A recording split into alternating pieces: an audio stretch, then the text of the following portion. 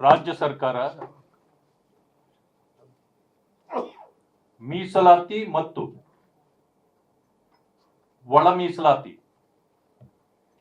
ಎರಡೂ ವಿಚಾರಗಳಲ್ಲಿ ದೊಡ್ಡ ಕಳ್ಳಾಟವನ್ನ ಆಡ್ತಾ ಇರತಕ್ಕಂಥದ್ದನ್ನ ನಾವು ಖಂಡಿಸ್ತೇವೆ. ಕಳ್ಳಾಟ ಅಂದ್ರೆ ಏನು? ಮೀಸಲಾತಿಯ ಬಗ್ಗೆ ಕಾಂಗ್ರೆಸ್ನವರಿಗೆ ಬದ್ಧತೆ ಇಲ್ಲ.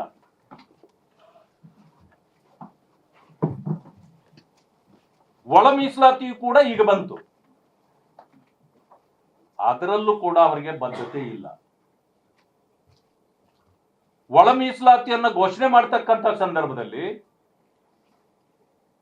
ಸಂಪೂರ್ಣವಾಗಿ ಗೊಂದಲವನ್ನ ಸೃಷ್ಟಿಸಿ ಯಾರಾದರೂ ಕೋರ್ಟ್ಗೆ ಹೋಗ್ಲಿ, ಪ್ರಶ್ನೆ ಮಾಡಲಿ, ಹೇಗಾದ್ರೂ ಅದು ನಿಂತು ಹೋದ್ರೆ ಸಾಕು ಅನ್ನುವಂಥದ್ದೇ ಅವರ ಮನಸ್ಥಿತಿ ಆಗಿತ್ತು.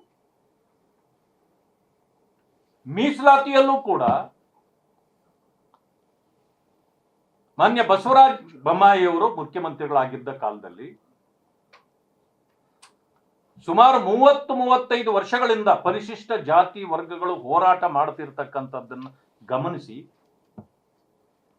ಪರಿಶಿಷ್ಟ ಜಾತಿಗೆ 15ರಿಂದ 17ಕ್ಕೆ, ಪರಿಶಿಷ್ಟ ವರ್ಗಗಳಿಗೆ 3ರಿಂದ 7ಕ್ಕೆ, ಅಂದ್ರೆ ಎರಡನ್ನೂ ಸೇರಿ 24% ಮೀಸಲಾತಿಯನ್ನ ಕೊಟ್ಟಿದ್ದು ಬಸವರಾಜ ಬೊಮ್ಮಾಯಿ ಅವರು. ಇದನ್ನ ಆವತ್ತಿನ ದಿವಸ ಎಲ್ಲರ ಒಪ್ಪಿಗೆಯನ್ನ ಪಡೆದು, ವಿರೋಧ ಪಕ್ಷಗಳ ಒಪ್ಪಿಗೆಯನ್ನು ಪಡೆದೇ ಘೋಷಣೆ ಮಾಡಿದ್ದು. ಹಾಗಿದ್ರೂ ಕೂಡ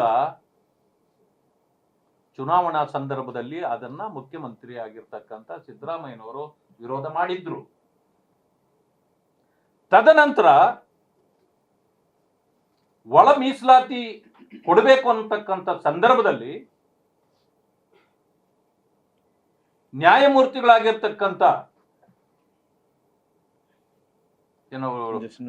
ನಾಗಮೋಹನ್ ದಾಸ್ ಅವರ ಸಮಿತಿಯನ್ನ ರಚನೆ ಮಾಡಿದಾಗ 17%ಗೆನೆ ಒಪ್ಪಿಗೆ ಕೊಟ್ಟು ಅವರಿಗೆ ವಹಿಸ್ಕೊಟ್ರು. ವಹಿಸ್ಕೊಟ್ಟ ಮೇಲೆ ಅದರ ಪ್ರಕಾರ ಮಾಡಬೇಕಾಗಿತ್ತು. ಗೊಂದಲ ಹೇಗೆ ಸೃಷ್ಟಿ ಮಾಡಿದ್ರು ಅಂದ್ರೆ, ಅವರು ರೆಕಮೆಂಡ್ ಮಾಡಿದ್ದು 5 ಗುಂಪುಗಳು. ಇವರಿಗೆ ಇಷ್ಟಾನುಸಾರ ರಾಜಕೀಯ ಲಾಭಕ್ಕಾಗಿ ಬರೀ 3 ಗುಂಪು ಮಾಡಿ A, B, C ಮಾಡಿ ಎಲ್ಲರಲ್ಲೂ ಗೊಂದಲವನ್ನ ಸೃಷ್ಟಿ ಮಾಡಿ ಯಾರಿಗೂ ನ್ಯಾಯ ಸಿಗದಂತೆ ಮಾಡಿದ್ರು. ಇದನ್ನ ನಾವು ಪದೇ ಪದೇ ಪ್ರಶ್ನೆ ಮಾಡ್ತಾ ಇದ್ವಿ, ಹೇಳ್ತಾ ಇದ್ವಿ.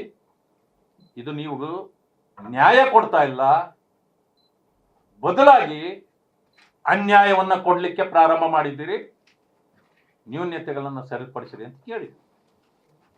ಈಗ ಅದಕ್ಕೆ ಉತ್ತರ ಕೊಡಲಾರದಂತ ಪರಿಸ್ಥಿತಿಗೆ ಸರ್ಕಾರ ಬಂದು ನಿಂತಿದೆ. ಇದಾದ ನಂತರ ಬಿಲ್ ತಂದ್ರು. ನಾವು ಅಧಿವೇಶನದಲ್ಲಿ ಬೆಳಗಾವಿಯಲ್ಲಿ ಬಿಲ್ಲನ್ನ ಎಲ್ಲ ಇನಾನಮಸ್ ಆಗಿ ಪಾಸ್ ಮಾಡಿ ಕೊಟ್ಟಿದ್ದೇವೆ. ಯಾರದೋ ಅಕ್ಷರ ಇಲ್ಲ. ಆದ್ರೆ ನಿಮಗಿರ್ತಕ್ಕಂಥ ಸಮಸ್ಯೆ ಏನು?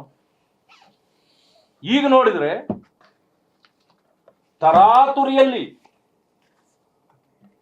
ಮಾನ್ಯ ರಾಜ್ಯಪಾಲರನ್ನ ಭೇಟಿ ಮಾಡಿ ಎಲ್ಲರನ್ನು ಗುಂಪು ಮಾಡಿ ಹೋಗಿ 17%ಗೆ ಸಹಿ ಹಾಕ್ಸ್ಕೊಂಡು ತಂದ್ರಿ. ಆದ್ರೆ ಈಗ 17% ಕೊಡಕ್ಕಾಗೋದಿಲ್ಲ, ಕೋರ್ಟ್ ಅದಕ್ಕೆ ಅಡ್ಡ ಬಂದಿದೆ ಅಂತ. ಕೋರ್ಟ್ ಏನು ಇಷ್ಟೇ ಕೊಡ್ತಾ ನಿಮಗೆ? ಎಲ್ಲೂ ಆದೇಶ ಬಂದಿಲ್ಲ. ಆದ್ರೆ ನೀವೇ ಕೋರ್ಟ್ಗೆ ಹೇಳ್ಬಿಟ್ಟಿದ್ದೀರಿ 6% ರಿಸರ್ವೇಶನ್ ನಾವು ಈಗ ಒಪ್ಪೋದಿಲ್ಲ, ತೀರ್ಪು ಬಂದ ಮೇಲೆ ನೋಡೋಣ, 50%ಗೆ ನಾವು ಮುಂದುವರಿಸ್ತೇವೆ ಅಂತ ನೀವೇ ಹೇಳ್ಕೊಂಡು ಬಂದಿದ್ದೀರಿ. ಇದು ಪರಿಶಿಷ್ಟ ಜಾತಿ ವರ್ಗಗಳಿಗೆ ಮಾಡಿದ ಅನ್ಯಾಯ ಅಲ್ವೇ? ಎಲ್ಲ ದೋಷಗಳು ಕೂಡ ಕಾಂಗ್ರೆಸ್ ಸರ್ಕಾರವೇ ಸೃಷ್ಟಿ ಮಾಡಿಕೊಂಡಿರ್ತಕ್ಕಂಥ ದೋಷಗಳಿವು. ಮಾನ್ಯ ಮುಖ್ಯಮಂತ್ರಿಗಳು ಸುಳ್ಳು ಹೇಳೋಂಥದ್ರಲ್ಲಿ ನಿಪುಣರಿದ್ದಾರೆ. ಅವ್ರಿಗೆ ಯಾರು ಹೇಳ್ಕೊಡ್ಬೇಕಾಗಿಲ್ಲ, ಅವರೇ ನೇರವಾಗಿ ನಿರರ್ಗಳವಾಗಿ ಸುಳ್ಳು ಹೇಳ್ತಾರೆ. ಇವತ್ತು ಸಿಕ್ಕಿ ಬಿದ್ದಿದ್ದಾರೆ. ಒಳ ಮೀಸಲಾತಿ ಈಗ ನೀವು ಜಾರಿಗೆ ಕೊಡದೇ ಇದ್ರೆ ಈ ಸರ್ಕಾರವೇ ಉಳಿಯುವಂತ ಪರಿಸ್ಥಿತಿಯಲ್ಲಿಲ್ಲ, ಅದರಲ್ಲಿ ಸಿಕ್ಕಿ ಬಿದ್ದಿದ್ದಾರೆ. 17%ಗೆ ನೀವು ಹೆಚ್ಚಿಸದೆ ಒಳ ಮೀಸಲಾತಿ ಮಾಡೋಕ್ಕಾಗೋದಿಲ್ಲ. ಅದನ್ನೇನಾದ್ರೂ ನೀವು ಮುಟ್ಲಿಕ್ಕೆ ಹೋದ್ರೆ, ಈಗ ಪರಿಶಿಷ್ಟ ಜಾತಿಗಳಿಗೆ ಕೊಟ್ಟಿರ್ತಕ್ಕಂಥ 7% ಮೀಸಲಾತಿಯನ್ನು ನೀವು ಅನೂರ್ಜಿತ ಮಾಡಿದ್ದೀರಿ. ಈ ಕಾರಣದಿಂದ ಸರ್ಕಾರ ಮಾಡಿದ ತಪ್ಪು, ಒಂದರ ಮೇಲೆ ಒಂದು ತಪ್ಪುಗಳು ಮಾಡಿ ಇವತ್ತು ಸಿಕ್ಕಿ ಬಿದ್ದಿದೆ. ಅದರಿಂದ ಹೊರಗಡೆ ಬರಲಾರದಂತ ಪರಿಸ್ಥಿತಿಗೆ ಸರ್ಕಾರ ಬಂದಿದೆ. ಜನ ಒಂದು ತಾಳ್ಮೆಯಿಂದ ಇರ್ತಾರೆ. ತಾಳ್ಮೆಯ ಕಟ್ಟೆ ಹೊಡೆದು ಹೋದಾಗ ಇಡೀ ರಾಜ್ಯವೇ